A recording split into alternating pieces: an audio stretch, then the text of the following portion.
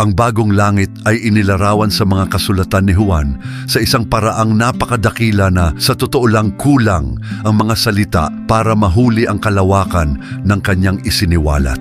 At kabaligtaran ng iniisip ng marami, ang bagong langit ay ganap na naiiba sa langit na karaniwang alam natin. Marahil minsan mo nang sinubukang isipin ito, iniisip kung paano magiging ang iyong buhay sa lugar na iyon.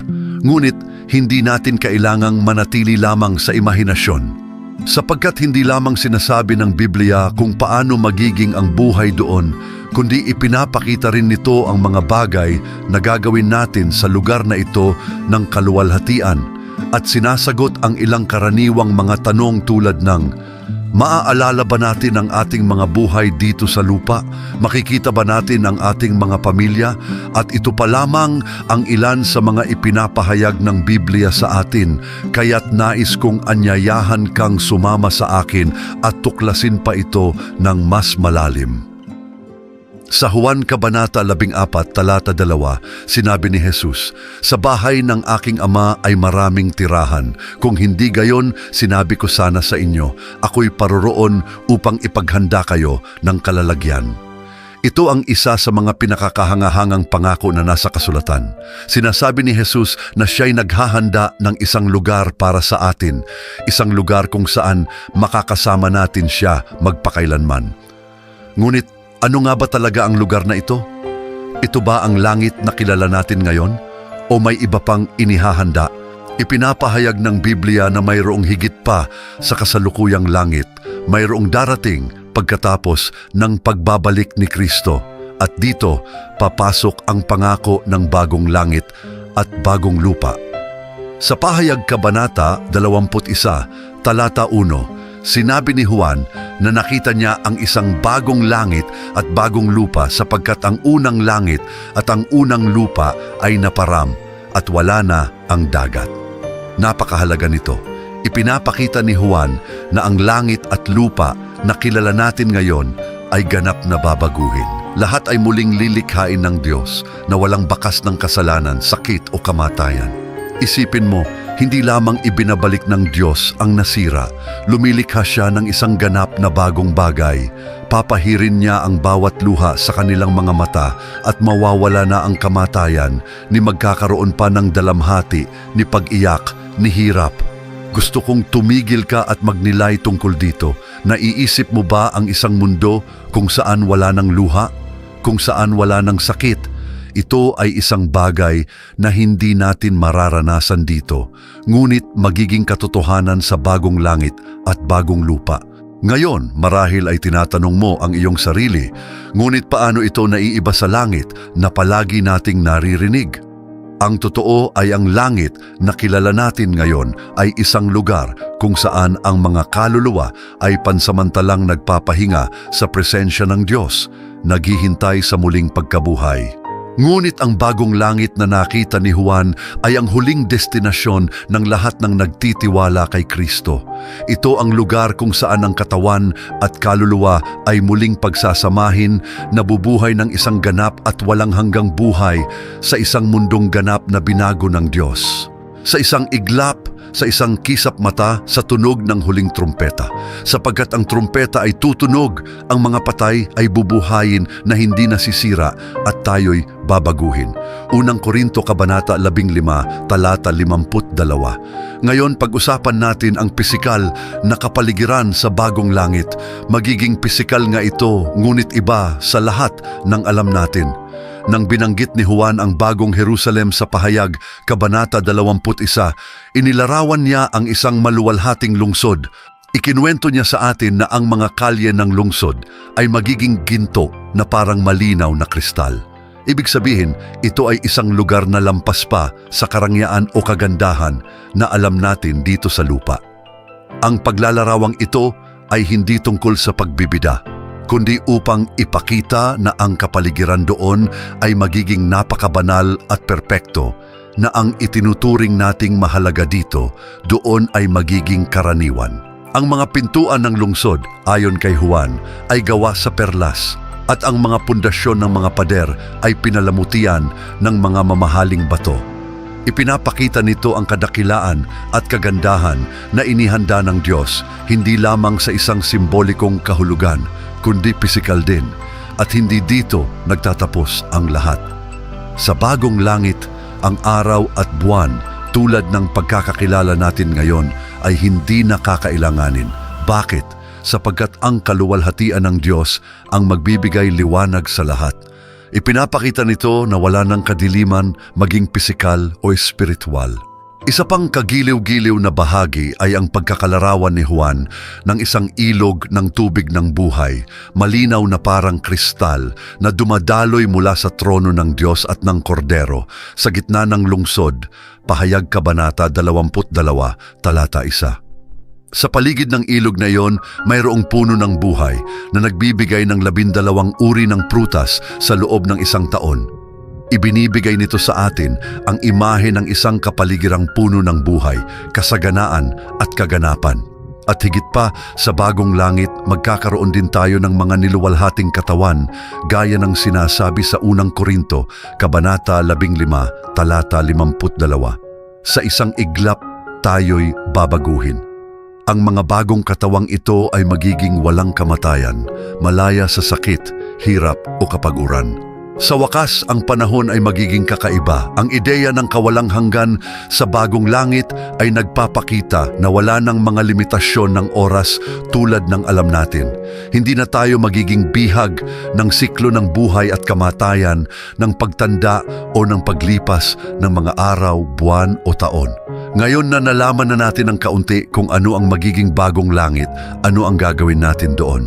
Una, kakain tayo mula sa puno ng buhay. Sinasabi sa atin ng Biblia sa Pahayag, Kabanata 2, talata 7, at muli sa Pahayag, Kabanata 22, tungkol sa puno ng buhay. Isipin mo ito, sa bagong langit, kakain tayo mula sa bunga ng punong ito na magbubunga ng 12 uri ng prutas, isa para sa bawat buwan. Ipinapakita nito ang isang kamangha-manghang bagay, ang pagkakaiba-iba at kasaganaan ng mga pagpapala ng Diyos ay walang hanggan. Ang mga dahon ng puno na ito ay magdadala ng kagalingan sa mga bansa. Ngunit ano ang ibig sabihin nito? Nangangahulugan ito na sa langit, lahat ng bagay ay maibabalik sa dati. Pangalawa, magtatayo ng mga magnificenteng mansyon. Ibinigay sa atin ni Jesus ang isang pangako sa Juan, Kabanata 14, talata 2. Sa bahay ng aking ama ay maraming tirahan. At sa Isayas, Kabanata 65, talata 21, makakakita tayo ng isa pang kamangha-manghang pangitain na nagsasabi na sila'y magtatayo ng mga bahay at sila'y maninirahan doon. Isipin mo ito, magkakaroon tayo ng pagkakataon na lumikha ng sarili nating mga bahay sa langit na kakaiba at espesyal. Hindi lamang ito mga simpleng tirahan, kundi kamangha-manghang mga tahanan na itinayo gamit ang ganap na pinalawak na kaisipan at walang limitasyong mga materyales na ibibigay sa atin ng Diyos. Ang prosesong ito ay hindi magiging mahirap o nakakainis gaya ng dito sa lupa. Magiging isang gawaing puno ng kasiyahan, isang paglikha na puno ng layunin at kahulugan. Pangatlo, mag-aalaga ng mga napakagandang hardin. Isa pang makapangyarihang pangitain na ibinibigay ng Biblia ay makikita sa Isayas, Kabanata 65, mga talata 21 at 22, kung saan makikita natin na magtatanim tayo ng mga ubasan at kakainin ang kanilang mga bunga. Sa langit, hindi na iiral ang mga salot at sumpa ng lupa. Ang lupa ay magiging perpektong mataba at ang gawaing magtanim, mag-alaga at mag-ani ay magiging isang kagalakan. Isipin mo ang paggawa ng walang pagkabigo, walang bigat ng kasalanan. Doon, ang pagtatanim ay magiging isang kasiyahang hindi maipaliwanag, isang paraan ng pakikipag-ugnayan sa likha ng Diyos sa isang dalisay at walang kapintasang paraan. Bukod sa pagtatanim, ipinahayag din ni Isaya ang isang nakagugulat na bagay tungkol sa bagong langit, ang pamumuhay ng may pagkakasundo sa mga hayop. Sa Isaya, Kabanata 11, talata 6, mababasa natin, ang lobo ay maninirahan kasama ng kordero at ang leopardo ay mahihiga sa tabi ng batang kambing. Sa langit, pati na ang mga mababangis na hayop ay magiging mapayapa at ang buong nilikha ay mabubuhay sa perpektong pagkakaisa. Wala nang karahasan o takot, kundi ang kagandahan ng banal na nilikha sa ganap na kapayapaan at balanse. Bago natin talakayin ang huling at pinakamakapangyarihang punto, may ilang mga tanong na dapat nating linawin. Ayon sa mga nakita natin hanggang ngayon, tayo bilang mga tao ay ganap na mababago, ngunit paano naman ang ating mga alaala dito sa lupa? Paano ang lahat ng mga taong nakilala natin at lahat ng ating nalalaman? Sa Isaya Kabanata 65, talata 17, nariyan ang sagot, sapagkat narito ako'y lumilikha ng bagong mga langit at bagong lupa, at ang mga dating bagay ay hindi na maaalala ni mapapansin pa. Ang talatang ito ay nagpapaisip, hindi ba? Parang sinasabi nito na ang mga alaala ng ating panahon dito sa lupa, lalo na yung mga tandaan ng sakit, paghihirap at kalungkutan ay mabubura sa kawalang hanggan. Ngunit ano kaya talaga ang ibig sabihin nito? Lahat kaya ng ating mga alaala ay basta na lang mawawala? O marahil ang mga sakit at paghihirap lamang ang iiwan natin sa nakaraan? Ang sagot na inihahandog ng Biblia ay nasa kanyang walang hanggang awa, gagawin ng Diyos ang isang kahangahangang bagay sa ating mga alaala. Kapag sinabi niya na ang mga dating bagay ay hindi na maaalala, nangangako siya na ang mga sakit, trauma at kalungkutan na naranasan natin dito ay hindi na magkakaroon ng lugar sa bagong langit. Para bang sinasabi niya sa atin, hindi ninyo na kailangang dalhin pa ang bigat na iyan. Dito, lahat ay mababago. Hindi ito nangangahulugang ang buong kasaysayan natin ay mabubura, kundi ang paraan ng ating pagtingin dito ay mababago. At marahil ito ang pinakakailangan natin, isang puso na walang bigat ng mga alaala na patuloy pa rin tayong nasasaktan ngayon. Yaong mga emosyonal na pilat na tila hindi gumagaling, hindi na sila muling magpapakita. At sa kagalakang ito, sa pagkaalam na ang mga sakit at kalungkutan ng nakaraan ay wala ng kapangyarihan sa atin, natural lamang na sumibol ang isang tanong sa ating mga puso. Makikita ba natin ang ating mga pamilya sa langit? Ang mga mahal natin dito sa lupa, makakasama ba natin sila doon, nagbabahagi ng parehong kagalakan at kaluwalhatian? Ang sagot sa tanong na ito ay may kalaliman, ngunit binibigyan tayo ng Biblia ng mga pahiwatig na nagpapagising ng pag-asa. Ang alam natin ng may katiyakan ay sa bagong langit ang ating mga relasyon ay magiging ganap na binago sa paraang hindi pa natin lubos maisip. Isang makapangyarihang halimbawa nito ay ang transfigurasyon ni Jesus na nakatala sa Mateo, Kabanata 17, mga talata 1-4. Sa sandaling iyon, si Jesus ay naliwanagan sa harap ni na Pedro, Santiago at Juan at sa kanyang tabi ay lumitaw sina Moses at Elias, mga mahalagang figura ng pananampalatayang Hudyo.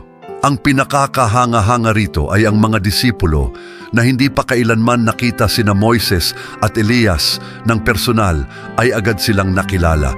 Alam nila kung sino sina Moses at Elias kahit na wala silang anumang naunang biswal na pagkilala sa kanila. Ipinapakita nito sa atin na sa bagong langit ang ating pagkakakilanlan ay mananatili. Hindi tayo magiging mga hindi kilalang kaluluwa nawawala sa isang masalimuot na kalangitan. Magiging tayo pa rin ang mga nilikhang ginawa ng Diyos, ngunit nasa isang bagong katotohanan, naliwanagan at walang hanggan. Ang sandaling ito ng transfigurasyon ay nagpapakita sa atin na makikilala natin ang isa't isa. Makikita natin ang ating mga magulang, mga anak, mga kaibigan, ngunit sa isang bagong liwanag. Sila rin ay magiging binago, malaya mula sa mga limitasyon ng katawan at mga pasakit ng buhay sa lupa. Ngunit katulad ng ating pagkakakilanlan na magbabago, gayon din ang ating mga relasyon. Sa lugar na iyon kung saan ang presensya ng Diyos ay pupuno sa lahat ng bagay, ang ating focus, pagsamba at kaligayahan ay magiging nakatuon sa Kanya. At hindi ito nangangahulugang ang ating mga relasyon ay mawawala o magiging hindi mahalaga. Sa kabaligtaran, sila ay itataas sa isang antas ng pakikipag-ugnayan at kadalisayan na mahirap nating maunawaan sa ngayon. Ngayon, ano ang mangyayari sa kasal sa bagong langit? Binibigyan tayo ni Jesus ng malinaw na sagot. Sa Mateo Kabanata 22, talata 30, ipinapaliwanag niya na sa muling pagkabuhay, hindi na sila mag-aasawa ni ipapakasal. Sila ay magiging katulad ng mga anghel sa langit. Para sa marami sa atin, maaaring mukhang nakalilito ito. Pagkatapos ng lahat, ang kasal ay isa sa pinakamalalim at pinakamatapat na relasyon na ating nalalaman dito sa lupa. Ang ideya na ang relasyong ito ay hindi magpapatuloy sa parehong paraan sa langit ay maaaring magdulot ng damdamin ng pagkawala. Ngunit narito, kailangan nating alalahanin ang isang mahalagang katotohanan.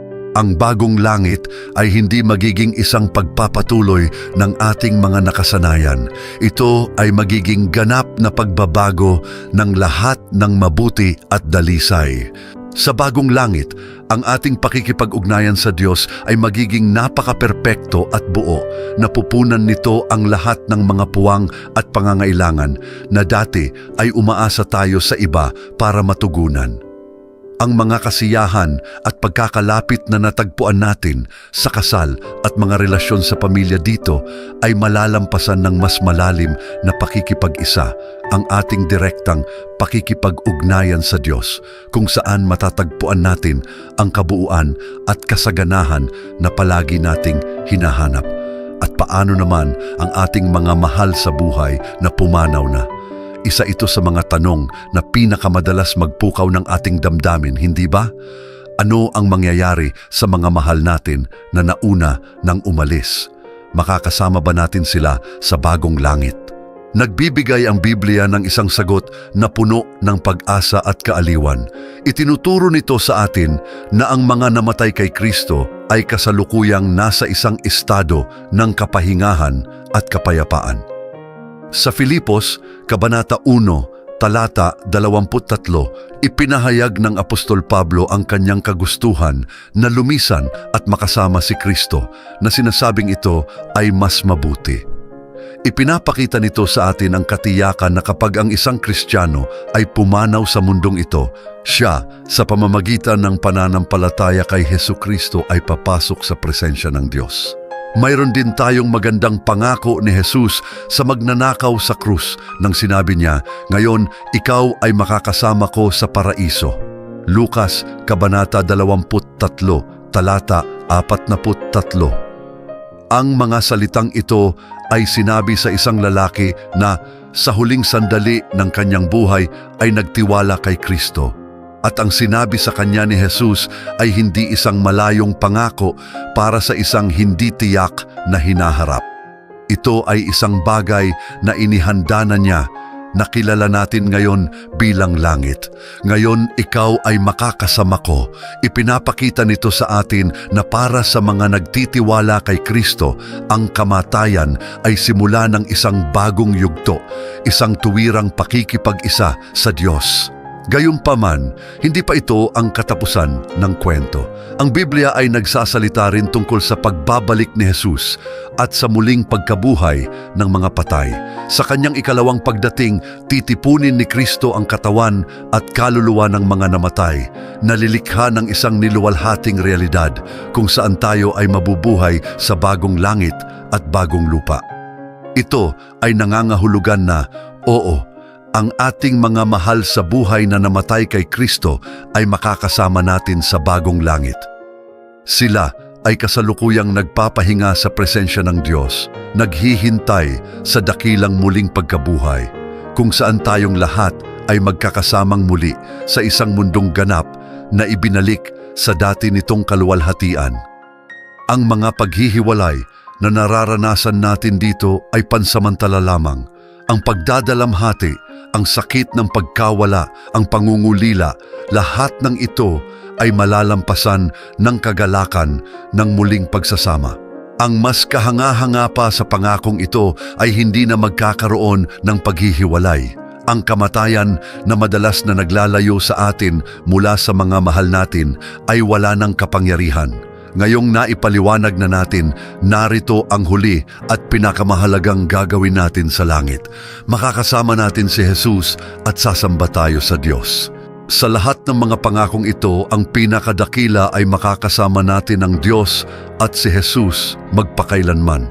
Sinasabi sa aklat ng Apokalipsis, Kabanata 21, talata 3, na ang Diyos ay mananahan sa piling natin, at sa Apokalipsis, Kabanata 22, talata 4, sinasabi na makikita natin ang mukha ng Diyos.